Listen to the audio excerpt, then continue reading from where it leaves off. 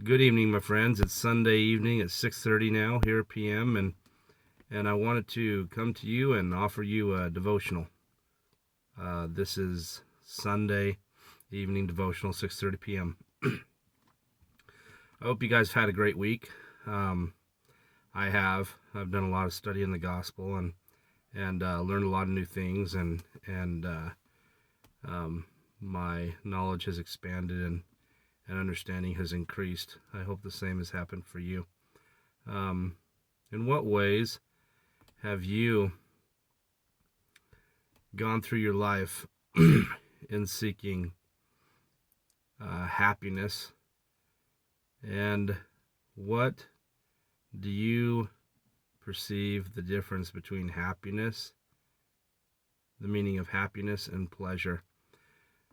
Today, this evening, I would actually like to base my quick lesson here on happiness versus pleasure versus happiness.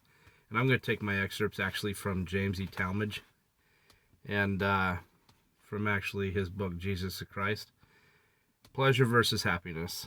This is what he says. The present is an age of pleasure seeking, and men are losing their sanity in the mad rush for sensations that do but excite and disappoint.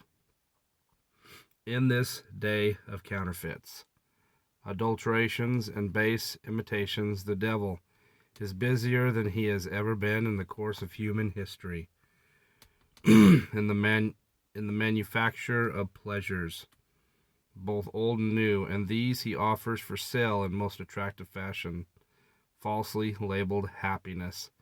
In this soul-destroying craft he is without a peer. He has had centuries of experience and practice, and by his skill he controls the market. He has learned the tricks of the trade and knows all too well how to catch the eye and arouse the desire of his customers. He puts up the staff in bright color packages, tied with tinsel, string, and tassel, and crowds flock to his bargain counters, hustling and crushing one another in their frenzy to buy. That actually reminds me of Black Friday with Walmart and the rush that happens, and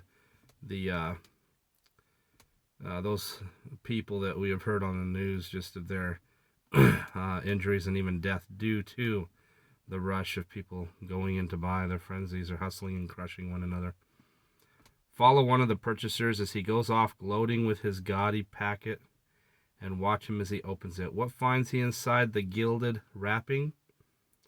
He has expected fragrant happiness, but uncovers only an inferior brand of pleasure, the stench of which is nauseating. Happiness includes all that is really desirable and of true worth in pleasure, and much besides. Happiness is genuine gold, pleasure but gilded brass, which corrodes in the hand and is soon converted into poisonous verdigris. Happiness is as a genuine diamond, which, rough or polished, shines with its own inimitable luster. Pleasure is as a paste imitation that glows only when artificially embellished. Happiness is as the ruby, red as the heart's blood, hard and enduring. Pleasure as stained glass, soft, brittle, and of but transitory beauty. Happiness is true food, wholesome nutrition and sweet. It builds up the body and generates energy for action, physical, mental, and spiritual. Pleasure is but a deceiving stimulant which, like spirituous drink,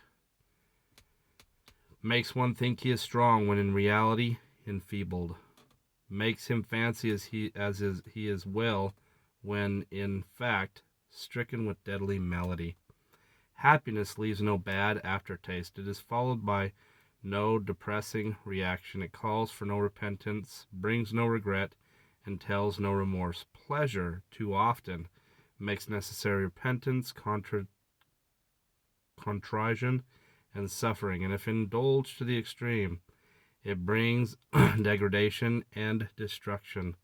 True happiness is lived over and over again in memory, always with a renewal of the original good A moment of unholy pleasure may leave a barbed sting, which, like a thorn in the flesh, is an ever-present source of anguish. Happiness is not akin with levity, nor is it one with light-minded mirth. It springs from the deeper fountains of the soul, and is not infrequently accompanied by tears. Have you ever been so happy that you have had to weep? I have.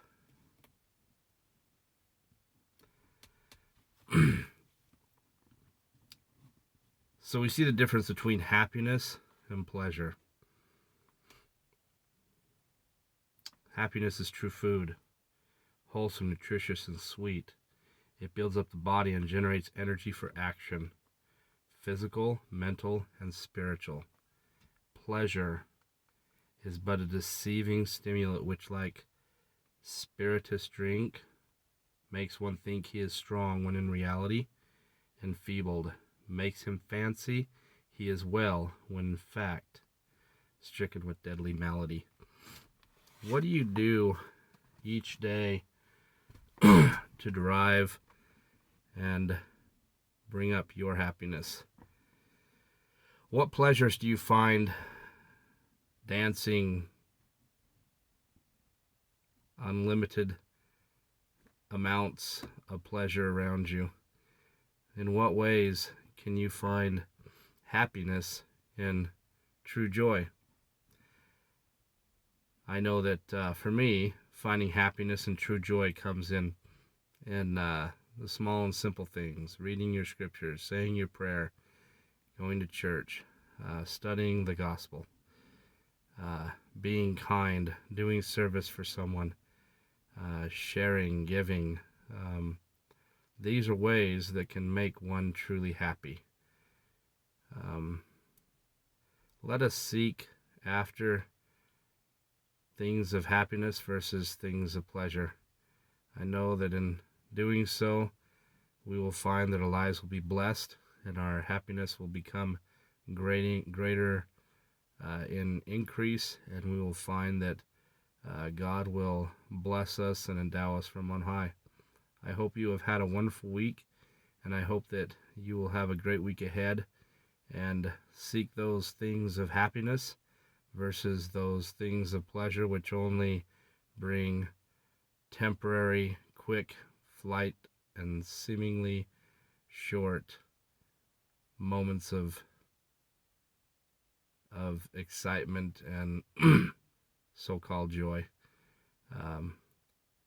I pray that you guys may have a wonderful week. God bless you, and we will talk to you later. Bye.